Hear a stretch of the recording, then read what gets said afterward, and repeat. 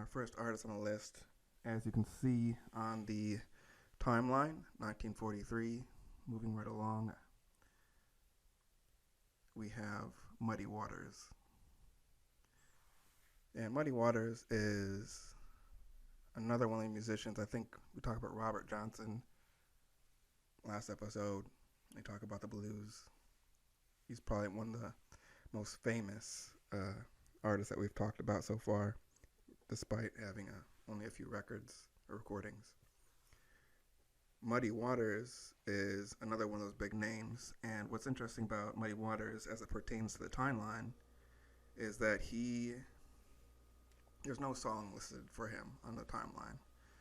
When I put him up on the website or finish out his profile on the website, there probably will be sample songs, so definitely check him out, because I think one of the things about Muddy Waters is that he has a big catalog, and it's just good to go through a lot of different songs to capture what his sounds were. But the reason that he doesn't have songs listed on the site or the timeline is because the big thing about Muddy Waters was his move, as part of the second migration, as we talked about. A ton of musicians and just black people in general were leaving the South. This is the second migration, leaving the South, going north. More people were going west this time. And so with that became, as we said, collaborations and also new audiences into the city. So a lot of those audiences, you could cater differently to them than what the current city music, current sounds were. And prior to that, we saw many of these Delta blues musicians travel and go on tour, but they were bringing their Delta blues sounds or some of the more country blues, some of those, older styles of blues into the city, and it became pretty popular. None of these musicians really blew up for their time, as we've kind of reviewed. A lot of them, a number of them had hits, but most of them who were the Delta blues style did not blow up because their music was not really adapted for the audience. They were kind of just seen as it was kind of a specialty music, niche music. Didn't necessarily, reach a wide band of individuals till later on, once people had kind of discovered, like when we talked about Al Lomax, I think is his name. He was searching for Robert Johnson. He was from the Library of Congress, and he couldn't find him. He found out that Robert Johnson had passed away, but he had heard, some of his early recordings, and that was kind of a similar story that we saw for other blues musicians, that people were hearing the blues, fascinated by it, interested in it, and they would go searching for somebody who could play it, not necessarily, a specific individual, but someone who was proficient in this art form. And that changed, starting with Muddy Waters.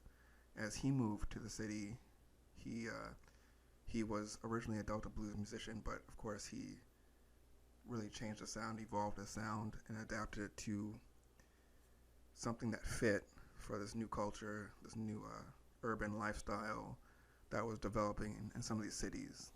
And a lot of Muddy Waters songs are really adapted versions of previously written or recorded songs from guys like Willie Dixon and Son House.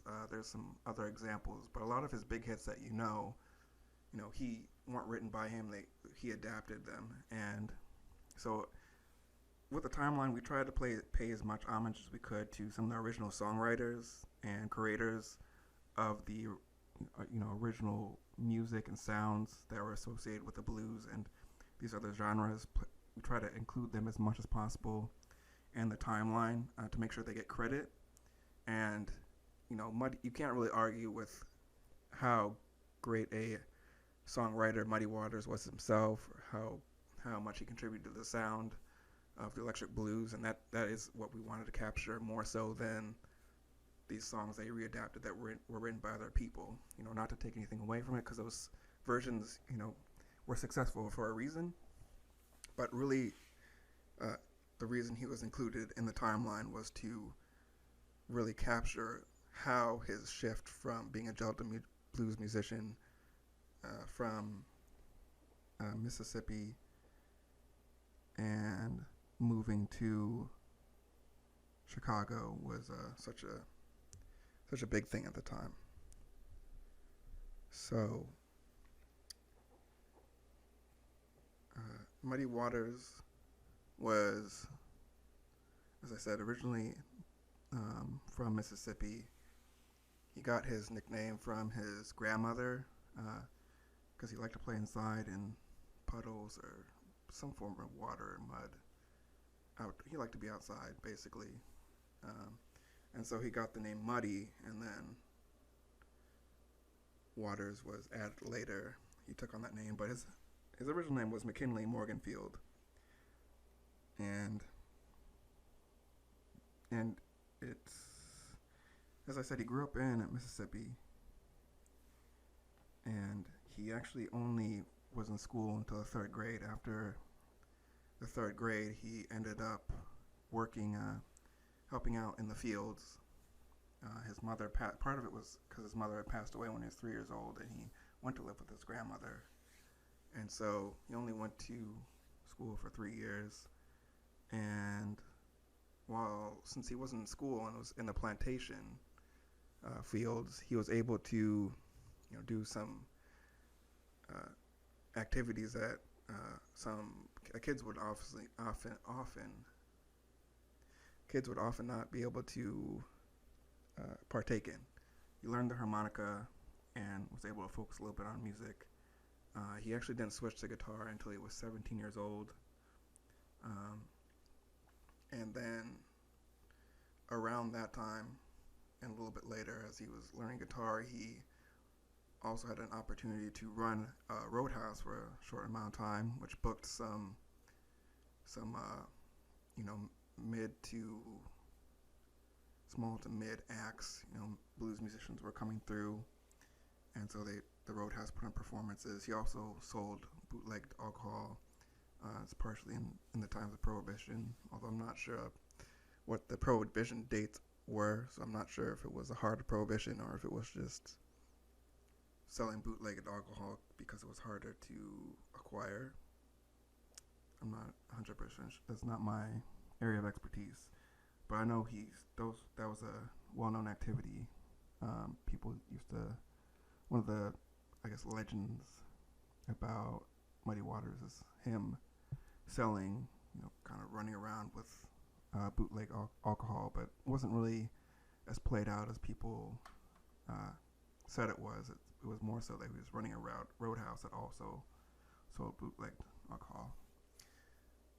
Anyways, so one thing about Muddy Waters is if you listen to early Muddy Waters, he's actually just playing Delta blues.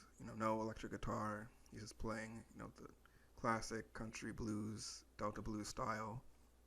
And, of course, he doesn't shift to anything else until later. But his early style, which he modeled after, like Son House and Charlie Patton and Robert Johnson, of course.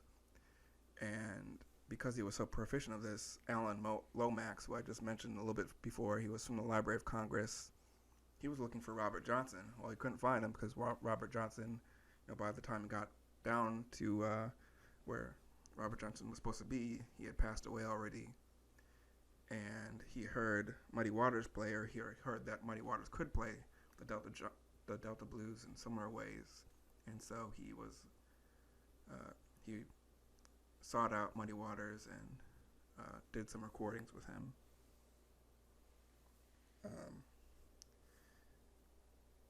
And that brought him some success. He got follow-up recordings with Alan Lomax. the next summer, and he soon recorded his first, in 1950, he soon recorded his first song called Rolling Stone. Uh, and that is important because the Rolling Stones named themselves after this song. And so during this time, he continued to play in small venues. He was still in the South generally. He kind of was, developing his sound, and he also still was working on the plantation as a sharecropper. And finally, this lifestyle was only going to get him so far, so he decided to move to Chicago, like many others decided at that time, but especially for a musician who wanted to accomplish the things that he wanted to accomplish. Chicago was a good destination for him. That's where that was kind of the center of one of the main centers of new music at the time, especially in the North. So once he gets to Chicago, he continues to work some odd jobs. Remember, he only has a third grade education, so that's going to limit certain, his ability to do certain jobs. He never learned how to read or write. And while he was doing these odd jobs, he would perform, work as a sideman at some Chicago clubs in the South Side. And one thing about these urban clubs is that, Muddy Waters actually has a booming voice, a pretty loud voice, which is a little bit, it's not unique for a musician at that time. But as we get into some of these later musicians, especially as I was talking about before, about shifting from big bands to smaller bands, one of the things was the ability to amplify vocals. And, you back in the day, either you didn't have a microphone or microphone technology was not what it was, certainly not what it was as it is today. So, you needed to have that voice that just naturally projects. That was kind of a requirement. And as we go later into the timeline and talk about some of these later artists, the microphone really allows musicians that don't naturally have that projection or loud voice to, successfully record songs and record in a live atmosphere, especially. Just because, their voices are amplified. But the sound of the clubs still was pretty rowdy, and so that was one of the reasons that led him to switch to electric guitar. I mean, by the time he switches to electric guitar, it was already musicians were already doing it. He was one of the first musicians that became well known and created hits with it and really, ran with it and created his own style. But that amplified guitar plus his naturally, loud booming voice amplified, really was a core feature of his sound. It really worked out nice because now he has a amplified guitar. If you have a naturally booming voice, you're in loud clubs. So your voice is amplified, but your guitar is not necessarily amplified like your voice. So now your voice is cutting through, but your guitar is. So you would think as a musician, if that's the case, you might, sing or perform differently, just because you want your guitar parts, you want the other parts of the song to come out. And so the combination of this was definitely a huge component of the sound and really worked out nicely. So he kept recording at the clubs. He also got signed by Aristocrat Records, which later became the well-known recording company Chess Records. And he basically recorded for Chess Records for, that was basically his recording company for the longest time. And one of the things about Muddy Waters sound and style is when you listen to him, his his electric blues really just sounds like Delta blues electrified. Um, it's a little bit contrasting to some of the later electric blues artists who, were really reshaping blues into something new, a new sound, using some of the abilities and different attributes of the electric guitar to create different sounds or different styles within the electric blues. But Muddy Waters, especially early on, you can you can you can tell that he's just kind of playing guitar, electric guitar, as almost as if it was an acoustic guitar with some key differences. If you listen to a song like Honeybee, he's I don't remember if on the studio recording if he uses a slide or not, but I believe that he's not, at least in some of the recordings, he's not using a slide, and he's sort of just quickly sliding his finger, um, um, up the neck as if it was a slide, but since it's amplified, you don't necessarily need a slide in the same way that you would on an acoustic guitar. So he's kind of simulating a slide, but it's not. It's just an electric guitar. So he's sort of adapting a little bit. You'll hear some. I think he doesn't really bend notes that much. That's definitely something that comes. The art of string bending is something that's definitely more heavily utilized later, and it's not something that was overly utilized with definitely not Delta blues. That's kind of where the slide came in, and then bending in a lot of ways mimics that sort of seamless um, um, you know note, hitting higher notes without shifting frets or positions, and it kind of keeps that continuous sound, which if you don't have a slide with an acoustic guitar, it does not quite work out that way. You can bend obviously on an acoustic guitar, but it's definitely different.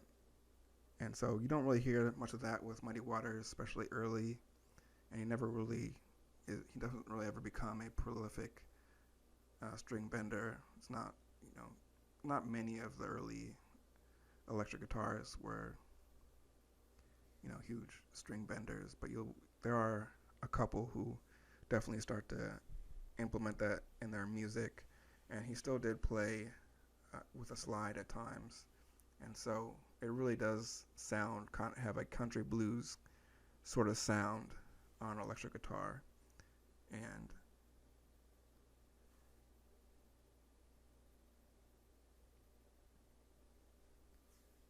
and that's kind of how it continued to. That's kind of how it continued to stay throughout his career. But what he did create is a good template that a lot of other artists, of course, emulated, or he influenced many other artists, because regardless of it being a sort of electrified Delta blues, it was still a completely different sound than what had been occurring before.